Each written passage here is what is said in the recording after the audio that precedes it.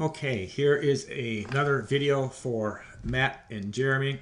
I did a while ago put together a very rough prototype of where my head is at for the guts of the application, very high level, and I have it set up for the phone, obviously. So this will be a login screen. You'll have other buttons down here for setting up new accounts and all that stuff. So you obviously enter your name and password and press the login button. When you go to login, again, this is all very fluid, but just kind of I had to have something on paper. But you'd have the user preferences, and Matt, we talked about this. Here's where we show elevations on the videos. Maybe we'll play music while we're doing it. We would probably pick some of our search criteria. What's the wind speed variance, those types of things. And then here's our search for videos button. And then here's a screen that I'm thinking of. The two things, these stars are here. These two fields are required.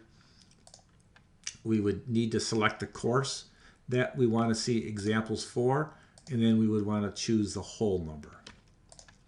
Okay, we could also pick the T's, the different clubs. We may want to hone in on the clubs. Like I've got a few listed here right now. You might want to show just the sniper, and you just might want to see sniper 8 or sniper 6 because that's what you have in your bag. Here's where you can enter your wind speed, and here's your wind direction arrow. Talk more about this later. You might want to select the balls that you're using, or you might just want to pick a ball. Maybe we'll pick the katanas, or you might want to pick one of the specialty balls that you have purchased. And again, this would be your basic search screen. I do envision an advanced search screen. Talk about that. That's phase 2-ish, phase 3-ish. But let's say we're looking for the Milano hole number 4. I don't have this really working, so this is hard coded here. So I'd hit the search key, and then I would be presented with a search results screen. And here we'll see the T, the club that we used in this example, the ball, the wind speed and direction. And then because this is a shootout hole, as I explained as we walked through earlier, it's always a par 3. I want to list proximity to the pin. And my user, the subscriber, will say, hey, I'm using a sniper 8. I got a sniper 8 in my bag, and I see this guy's got a hole in 1, so I want to see this video. So they would somehow click on this row, and then here's where the video would pop in. And whatever video we have tied to that search result is the video that we're going to pop up. This is indeed Milano hole number 4. Jiminy crickets. Ignore my commentary. I just took a video that I had saved. And you can see this is RG playing. This is not one of my accounts. This is just an example that I pulled down. And it's going to hit the rough. And yay! There it is. Boom. Went in the hole. And so here you can see too, I'd like to be able to, move, in a player, I certainly want to be able to move the spot or the cursor, whatever you want to call it. Turn sound on or off. Pause it. Full screen doesn't make sense because we're already be looking at these in full screen. But I also want to, and then here's a grid. Matt, we talked about overlaying a grid. This grid actually was on the video itself, and that's why in the preferences screen we would want to have a toggle switch for show grids or show not, because we don't want to display a grid on top of this one. And but I'm also going to want to maybe add a button in here somewhere that can change the speed of the playback.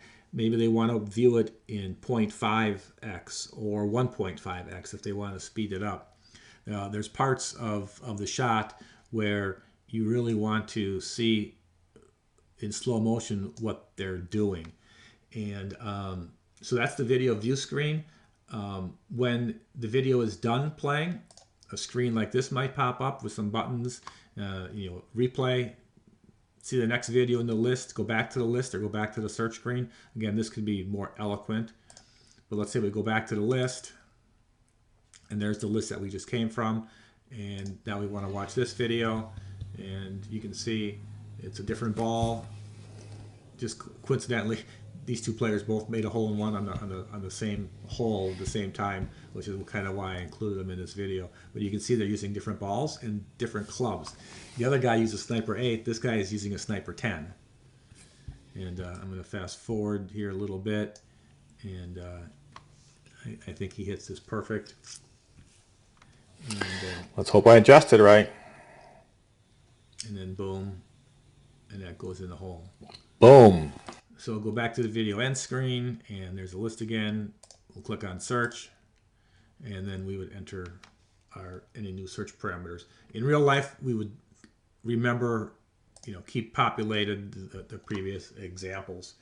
And so now let's say you want to watch something from the drummer links course. We'll just pick hole number 1.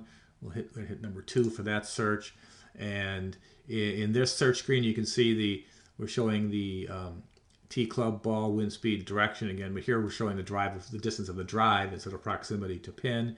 And you can see here's an EM4 versus an EM7. Those are extra miles. I'm going to click on here, and you can see we pop up the video. There were some editing problems. That's why the black bars are here, but those will go away. So anyhow, video's done. Go back to the end screen. Go back to the search, and there you have it. So hopefully that gives you a very, very high-level idea of what's in my head. It's this stuff here in the search screen is going to be the important stuff. Wind speed and direction. A wind of 2.8 at 10:30. Well, I'm going to go back to the hole here. We'll go Milano, hole number 4. A wind speed of 2.8 at 10:30 is going to be a whole lot different than a wind speed of 5.6 at 4:30 for winds. And how you play that hole is going to be very different just depending on the wind. As an example, the Milano course, I think, is used in at least 2 different tours. I think Tour 4 and again in Tour 9. Tour 9 has much higher winds, and that's why you have the different tees. The Tour 4 will be using the front tees. Tour 9 will be using the middle tees. And so vastly different winds and how you play the hole. What balls you use could matter. And so this is the guts of it. And Matt, we talked about the fuzzy search logic. If a user enters 2.8 for the wind, the likelihood of exactly 2.8 at 10:30, the likelihood of that being in the database is slim. And so we're going to have to find a way to use approximations or variances for this. And the winds, although can really be anywhere between 0 and 360, I'll be rounding off to even numbers like 12 o'clock, 1:30, 3, 4:30, 6, 7:30, 9, 10:30, and again 12. So there's really 8 different winds that we'll be able to pick from in here. And I'm going to go back to my preferences screen. Here's why I showed you the wind speed variance. So if they search for if they enter 5.8, do we want to also include searches with a wind speed variance, of 2 miles an hour, 1, 2, or 3? That's what I have for now. Meaning if they enter, 4.5 for the wind, and they pick 2.0 miles an hour, we're going to show them everything from 2.5 up to 6.5. And so that's kind of why I have that in preferences. I may get fancier with this, but that's something that we can talk about later. So that is, again, back to the search screen. This is kind of the guts of it for now. I envision this being a pretty good representation of what's in my head and the way that I'm going to want things to work. Certainly open for conversation with you gentlemen to get your ideas. So I think that's it for now. So this will be a total of 3 videos, 3 separate videos that I'll have on YouTube that I'll make private, or actually that I'll share with you. And if you've had time to watch these between now and our lunch meeting on Tuesday, that would be great. Any questions? You both have my email address, I believe. Feel free to reach out to me, and if there's any questions, I can certainly provide some additional information to you before our meeting on Tuesday. Thanks, guys.